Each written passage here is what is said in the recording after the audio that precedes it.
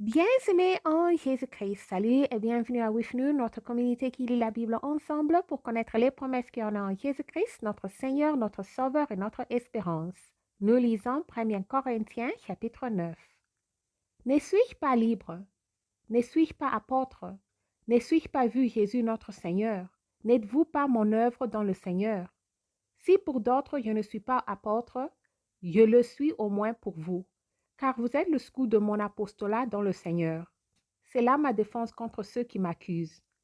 N'avons-nous pas le droit de manger et de boire? N'avons-nous pas le droit de mener avec nous une sœur qui soit notre femme, comme font les autres apôtres et les frères du Seigneur et Cépha?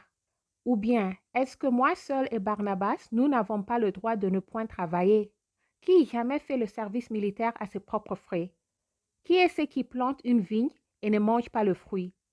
Qui est ce qui fait paître un troupeau et ne se nourrit pas du lait du troupeau? Ces choses que je dis, n'existent-elles que dans les usages des hommes? La loi ne les dit-elle pas aussi? Car il est écrit dans la loi de Moïse, tu ne muselleras point le buffle quand il foule le grain. Dieu se met-il en pain de buffle? Ou parle-t-il uniquement à cause de nous? Oui, c'est à cause de nous qu'il a écrit que celui qui labore doit laborer avec espérance, et celui qui foule le grain, fouler avec l'espérance d'y avoir part. Si nous avons sémé parmi vous les biens spirituels, et c'est une grosse affaire si nous moissonnons vos biens temporels. Je tourne la page. Si d'autres jouissent de ces droits sur vous, ne c'est pas plutôt en nous d'en jouir. Mais nous n'avons point usé de ces droits, afin de ne pas créer d'obstacles à l'Église de Christ. Ne savez-vous pas que ceux qui remplissent les fonctions sacrées sont nourris par le temple, que ceux qui servent à l'autel ont part à l'autel? De même aussi le Seigneur a ordonné à ceux qui annoncent l'Évangile de vivre de l'Évangile. Pour moi, je ne sais user d'aucun de ces droits, et ce n'est pas afin de les réclamer en ma faveur que j'écris ainsi, car j'aimerais mieux mourir que de me laisser enlever ces sujets de gloire. Si j'annonce l'Évangile, ce n'est pas pour moi un sujet de gloire, car la nécessité m'en est imposée. Et malheur à moi si j'annonce pas l'Évangile. Si je le fais de bon cœur, j'en ai la récompense. Mais si je le fais malgré moi, c'est une charge qui m'est confiée. Quelle est donc ma récompense? C'est d'ouvrir gratuitement l'Évangile que j'annonce, sans user de mon droit de prédicateur de l'Évangile. Car bien que je suis libre à l'égard de tous, je me suis rendu le serviteur de tous, afin de gagner le plus grand nombre. Avec le juif, j'étais comme juif.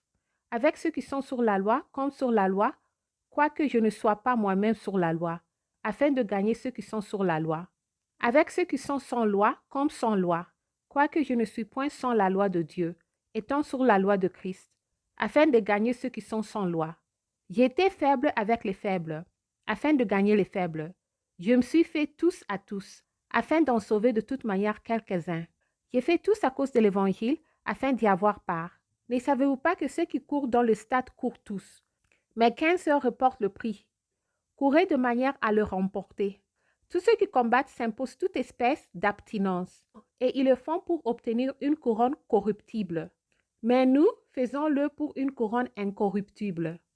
Moi donc, je cours non pas comme à l'aventure, je frappe non pas comme battant l'air, mais je traite durement mon corps et je le tiens assujetti, de peur d'être moi-même rejeté après avoir prêché aux autres.